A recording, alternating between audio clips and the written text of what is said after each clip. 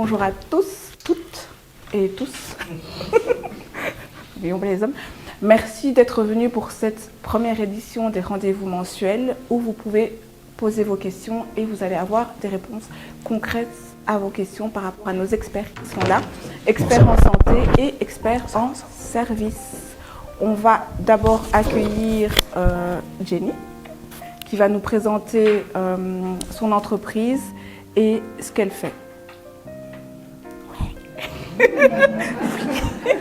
Et toi, mets-toi pas. Ok. Je peux commencer? Ok, bonjour à toutes. Donc moi, je m'appelle Jenny Amboukieni Onia et donc je suis la cofondatrice d'une entreprise qui s'appelle Neotex Belgium, qui est une entreprise qui est basée à Bruxelles et aussi à Kinshasa. On est expert dans le développement de solutions d'intelligence artificielle, donc on est vraiment dans le secteur de la tech. Donc je suis l'une des cofondatrices, il y a un autre cofondateur, on a une petite équipe avec des ingénieurs IA. Et en fait, on a différentes, on va dire, unités au sein de notre entreprise. La première, c'est recherche et développement. Donc on fait vraiment de la recherche et développement en intelligence artificielle, d'un point de vue algorithmique. Et du développement aussi de solutions, des applications qui utilisent justement l'IA.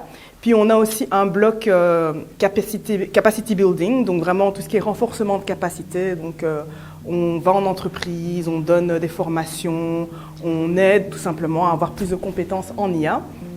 Et alors on a aussi un pôle produit. Donc ça veut dire qu'on a des produits qui sont standardisés et qui sont propulsés par l'intelligence artificielle. On existe depuis décembre 2019.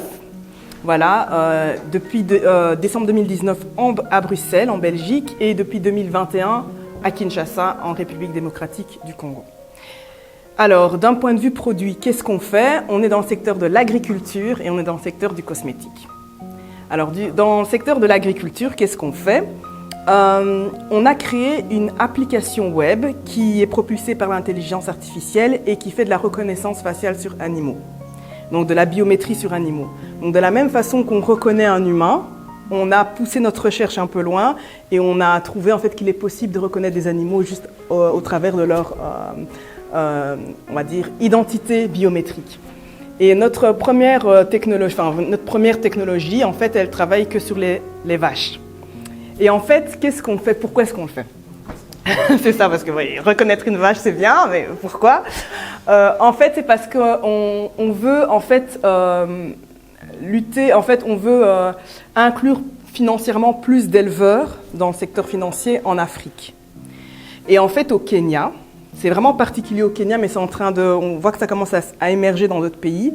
Le gouvernement a mis en place depuis 2019 une stratégie en fait pour pouvoir justement tirer parti de leur bétail. Ils ont beaucoup de bétail. C'est un des pays en Afrique qui fait partie du top 15 de potentiel de producteurs laitiers au monde. Donc ils sont dans les potentiels, mais pas encore au niveau. Et donc ils ont cette envie de pouvoir tout simplement investir dans l'élevage. Et pour ce faire, en fait, ils demandent en fait de travailler sur tout ce qui est les systèmes d'identification des vaches.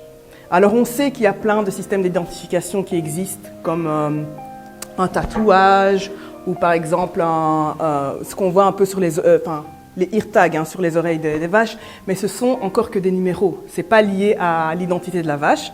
Ça peut être soumis à vol, ça peut être soumis à cassure, ça peut être soumis à... Donc ça peut être enlevé difficilement, mais ça peut être enlevé d'un animal. Donc c'est pas son identité. Et donc nous, avec notre technologie, en prenant une simple photo, on sait en fait reconnaître la vache dans n'importe quel, environnement. Et en fait, pour continuer dans pourquoi Kenya, pourquoi est-ce qu'on fait ça? C'est parce qu'en fait, ils ont mis en place aussi une loi qui permet en fait à tous les éleveurs au Kenya de venir avec leurs vaches et de dire voilà, moi je veux accéder à du crédit, mais j'ai pas d'historique bancaire. Tout ce que j'ai, c'est un patrimoine et c'est mes vaches.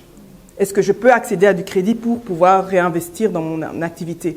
Oui, si et seulement si tu peux nous prouver que c'est vraiment ta vache et que tu peux l'identifier de manière formelle. D'où cette application en question. Donc elle s'appelle Alici Livestock et elle est utilisée pour l'instant au Kenya. On a passé 2 ans et demi à juste faire de la recherche et développement. C'est très difficile de faire de la biométrie sur animal, mais c'est un potentiel énorme, non seulement en termes de inclusion financière, mais aussi suivi, traçabilité de tout ce qui est suivi santé de l'animal. Et aussi au niveau du gouvernement, on va pouvoir aider le gouvernement à créer un registre en fait avec les identités de toutes les vaches et tous les bétails, en tout cas au Kenya. L'Ouganda aussi sont intéressés par cette technologie. On est en train d'essayer de développer en RDC, mais la situation pour l'instant c'est un peu difficile. Et puis cette activité-là, elle est très proche de l'Est. À Goma, c'est là-bas qu'il y a beaucoup des vaches. Mais bon, voilà, malheureusement, on est dans une situation un peu critique. Mais voilà, oui. Je peux poser une question? Oui, oui, je pense que ça peut être oui. interactif. Oui, c'est vrai que vous avez commencé par les vaches, vous comptez quand même vous aller vers, on va dire, les porcs, oui. Les chèvres. Oui. Parce que la viande de chèvre, on a tendance à la négliger, mais elle est excellente pour la santé. Okay. Oui, effectivement, c'est une technologie qu'on a commencé sur les vaches. Alors, ce n'est pas forcément tous les animaux qu'on va pouvoir faire. Par exemple, les poules, c'est très difficile pour nous. Parce que comme c'est basé sur la biométrie, il faut qu'on puisse à un certain moment prendre une photo. Une poule, déjà qu'on approche une poule, voilà. Donc c'est très difficile. C'est pas tous les animaux qu'on va pouvoir faire ça facilement, en tout cas. Et puis cette technologie aussi, on nous a aussi approché en Afrique du Sud pour tout ce qui est wild animals, wildlife, donc la vie sauvage. Donc pouvoir à distance repérer, pas seulement repérer, mais identifier de manière formelle, ça c'est Mufasa. C'est pas quelqu'un d'autre, vous voyez, c'est pas un autre animal, c'est lui, c'est pas. Donc voilà, mais et il faut être loin, donc du coup il faut développer, faire encore de la recherche et développement, parce que nous nos photos on les prend à 1,50 m, 2 mètres. Donc voilà, je me vois mal faire ça devant un lion. Donc voilà, donc ça c'est ce qu'on fait d'un point de vue agriculture. On utilise l'intelligence artificielle pour l'inclusion financière des éleveurs au Kenya. Et alors, on a aussi une autre technologie, enfin la même, qui porte le même nom, mais dans le secteur du cosmétique, c'est Alici Cosmetics. Et donc là, en fait, on va l'ouvrir là, le 3 mars. Et ça va permettre en fait à toute personne de pouvoir faire un diagnostic capillaire en 1 minute 30 et de pouvoir avoir une recommandation de produit qui soit personnalisée par rapport à votre problématique et vos objectifs capillaires. Donc à partir d'une simple photo, de 2-3 questions, on va pouvoir vous dire, ben voilà, voici le top 3 des produits que vous devriez utiliser. Et donc voilà, c'est ce qu'on applique en tout cas dans la cosmétique. On a fait un test l'année dernière dans des festivals sur environ 100 personnes et 77% des personnes qui ont participé à ce test en question ont acheté les produits qui ont été recommandés. Et 85% sont satisfaites et voudraient le recommander à leurs amis, à leur entourage. Donc voilà. Non, pas du tout. Donc en fait, on ne fait pas du tout. Oui, donc en fait, on a quand même cet intérêt de pouvoir travailler avec des marques partenaires qui sont soucieuses et respectueuses de la fibre capillaire. Donc c'est clair qu'on ne va pas mettre n'importe quelle marque sur notre plateforme, mais effectivement, on travaille avec des marques partenaires qui décident de mettre leur marque sur notre plateforme et nous, on recommande. On recommande en fonction de ce que l'utilisateur a besoin. Et c'est payant pour les personnes qui envoient les marques? Pour la marque partenaire, c'est payant, en effet. Le fait de pouvoir mettre sa marque, parce qu'on donne de la visibilité, hein. On donne de la visibilité, on recommande vos marques, donc effectivement, c'est payant. Mais pour les personnes qui veulent faire le test, c'est complètement gratuit. J'ai une question, cette application est à destination. Donc là, en fait, on va du public à mettre sur son téléphone et scanner. Des deux. Parce qu'en fait, cette application peut être utilisée à la maison à partir du 3 mars. On va l'ouvrir, donc les gens pourront se connecter à la maison. On a aussi cette ambition et on a commencé aussi par là. Ça marche moins vite que ce qu'on croyait, mais dans les salons, ou dans les boutiques, dans les COSA, dans les JT World, etc. Donc, on se voit avoir des bornes. Comme on rentre dans un magasin, on a un rayon énorme. Qu'est-ce que j'achète? Je ne sais pas. Tac, tac, tac, tac, tac. Rayon un tel, boum. Et par exemple, ça ne conseille pas par exemple, d'utiliser par exemple, du citron sur ses cheveux, des choses comme ça? Non, on n'est plus sur des produits capillaires. On a cette ambition d'aller vers la routine capillaire. Donc au-delà même de recommander un produit, comment l'utiliser. Mais pour l'instant, on est au niveau capillaire, recommandation de produits. Et on ambitionne d'aller aussi vers tout ce qui est peau. Le site, tout le monde peut avoir sur son téléphone, c'est le cinéma À partir du 3 mars. Mais j'écrirai, si vous voulez, je vous laisserai le site internet sur lequel vous pouvez simplement nous suivre ou sur Instagram et vous verrez, il y aura, à partir du 3 mars, on va commencer à faire de la pub pour que vous puissiez venir utiliser la version bêta. Donc voilà. Donc voilà, c'est un peu ce qu'on fait au niveau de notre entreprise. Donc on est dans le secteur de la tech, mais on applique ça dans différentes industries, comme vous avez vu, agriculture, cosmétique, et on a d'autres ambitions encore, énergie, etc. L'agriculture, ça veut dire aussi l'horeca? Non, vraiment, comme j'ai dit, agriculture, on est vraiment au niveau animalier, si je puis dire comme ça. Donc gestion animalière, pour l'instant en tout cas. Mais on a eu, et peut-être qu'on ira vers là aussi, on a eu aussi tout ce qui est gestion de la terre, quoi. Hein, voilà. Pouvoir détecter une maladie sur une plante, on voit une plante, photo, qu'est-ce que c'est, qu'est-ce que je fais. Donc voilà. Si vous avez des questions, en tout cas, dans ce secteur data, technique, n'hésitez pas. J'avais une question. Oui. Pourquoi, au niveau du choix de la localisation, la Belgique Et Kinshasa, ouais. Pourquoi ce choix-là La Belgique, parce qu'on y est physiquement.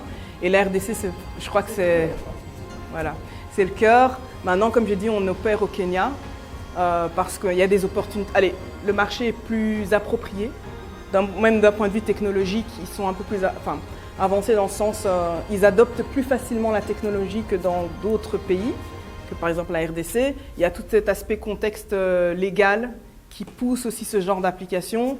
Les banques sont très ouvertes à avoir ce genre d'application puisque justement elles sont amenées à donner du crédit. Voilà. C'est pas facile. C'est pas facile. Je pense que surtout quand on est à l'extérieur, il faut avoir quelqu'un de confiance sur place si on n'y est pas. Et ça, c'est la partie la plus difficile, c'est ça. Après, voilà. Trouver des personnes, c'est pas difficile, mais trouver la bonne, voilà, c'est ce qui prend le plus de temps. Et nous, je pense que les difficultés qu'on a, puisqu'on est surtout pour la partie animale, on est quand même sur de l'innovation. Donc on n'a pas l'habitude de prendre une photo et d'avoir la biométrie d'un animal. Et donc du coup, il y a tout cet aspect de convaincre qui prend beaucoup, beaucoup de temps. Et donc, si on travaille avec quelqu'un qui est à l'extérieur mais qui ne comprend pas du tout la technologie, c'est très, très, très difficile de lui donner en fait son bébé et d'aller le défendre pour nous, quoi.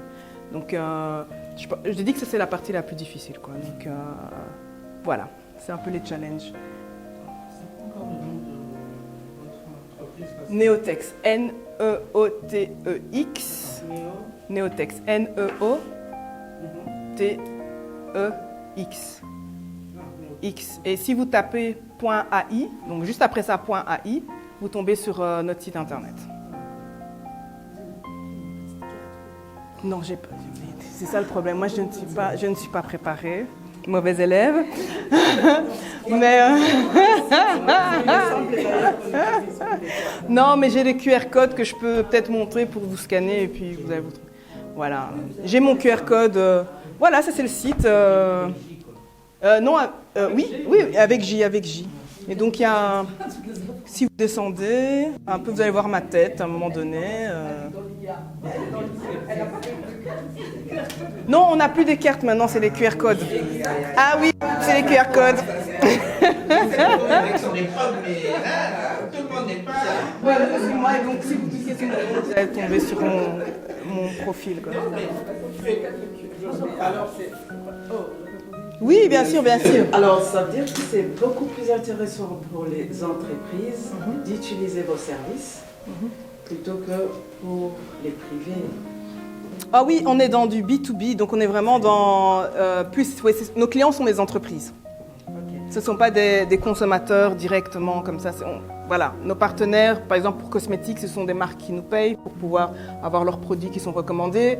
Pour l'inclusion financière, c'est une banque, une institution financière qui nous paye pour qu'on puisse aller faire la collecte de données pour eux. Voilà. Ah oui, le fermier, pour nous, le fermier ne payera jamais. Pour nous, hein, il ne payera pas. Parce que lui, il fait une demande de crédit. Pourquoi il va payer pour faire sa demande de crédit? Et la personne qui fait son diagnostic, pour nous, elle n'est pas censée payer. Donc, elle vient, elle fait son diagnostic, elle veut te recommander des produits, elle veut acheter un produit, c'est ça en fait. Donc, finalement, c'est les entreprises. Voilà. Voilà, exactement. Voilà. Je sais que, comme ça je vais rebondir dessus, je sais que moi j'avais demandé par rapport justement à Location Kifois d'automatiser un maximum les tâches pour ne plus faire de manière manuelle et pouvoir partir. Bah ouais, je me dis je pars un mois et je sais que ça va être géré justement par l'IA et je vais pouvoir savoir quelle cliente n'est pas venue pendant longtemps, donc une cliente qui n'est pas venue depuis un mois. Ça va pouvoir se relancer automatiquement. Ouais. Donc ça aussi, en fait, au niveau de ça, il y a des possibilités par rapport justement à des demandes automatisées. De demandes automatisées. Mais comme Jenny me disait, le problème c'est que ça aussi, ça demande énormément d'argent. Donc si je suis la seule à faire cette demande-là, je devrais payer plus. Mais si on est plusieurs justement à vouloir automatiser par rapport à ce genre de service, ben, il y a... Oui, bien entendu, du coup les prix diminuent. Et puis, oui, du coup, si ça s'applique, si c'est très personnalisé, du coup, à ton service, à ta structure, à ce que tu proposes, effectivement, là, ça veut dire que c'est du sur-mesure pour toi, donc forcément, c'est autre chose. Maintenant, est-ce que c'est très, très élevé? Non, faut pas, ça dépend de ce que vous voulez, en fait. Hein. Ça dépend. Oui. Moi, je parlerai tout à l'heure, vous allez me dire après. D'accord, je peux donner une estimation, pour ne pas aller me brûler les ailes, mais je peux donner une estimation. Mais quand on parle d'automatisation, c'est tout ce que vous faites qui, pour vous, n'a pas plus de valeur que ça dans votre métier. Par exemple, ici, prise de rendez-vous et gestion des clients qui veulent prendre des rendez-vous pour une coiffure. Ça, vraiment, par exemple, vous, si vous êtes coiffeuse, votre passion et votre métier, c'est faire de la coiffure, pas forcément faire la gestion de tout. Ben ça, c'est automatisable, clairement. Même sans l'IA, pour être très honnête, c'est très, très automatisable. Donc, et d'ailleurs, beaucoup d'entreprises automatisent tout, mais tout. Quand vous recevez des mails automatiques, tiens, madame, monsieur, avec votre nom, tout ça c'est automatisé, il n'y a personne derrière qui vous envoie cet email. Donc clairement, ça fait gagner du temps, ça vous permet de vous concentrer sur ce qui est le corps de votre métier et surtout ça permet de fidéliser les personnes tout simplement. Donc c'est d'avoir comme une personne qui travaille pour vous, mais en fait c'est un ordinateur, c'est des algorithmes derrière. Donc, oui, donc à ce niveau-là, si vous avez des besoins d'automatiser vos processus, pas de problème, vous venez nous voir et on peut vous aider à ce niveau-là. Quel que soit le secteur, c'est pas lié à un secteur bien spécifique. Hein, donc, voilà. On fait des formations, mais c'est des formations souvent en entreprise, donc qui ont besoin par exemple de former en IA ou introduire en IA, le concept de l'IA au sein de leur employé, du coup, alors on nous appelle pour donner des modules de formation. C'est vrai qu'on a beaucoup plus été sollicité pour l'instant en Afrique pour ces domaines-là. Ici, par exemple, l'autre cofondateur, il est professeur ici à la VUB, à l'université, donc c'est au travers de son activité au sein des étudiants qui fait ça, quoi. Mais on peut effectivement, si c'est bien organisé, que vous avez une vision bien précise, venir dispenser un module soit très spécialisé pour des développeurs qui veulent développer, soit moins spécialisé, juste introductif sur l'intelligence artificielle, à destination ça on le fait. Donc il n'y a pas de problème. Si vous me dites, oui, je voudrais de l'introduction à l'intelligence artificielle dans le secteur de l'esthétique, c'est possible. Voilà. Voilà. C'est tout pour moi. Merci. Mais merci à vous. Merci.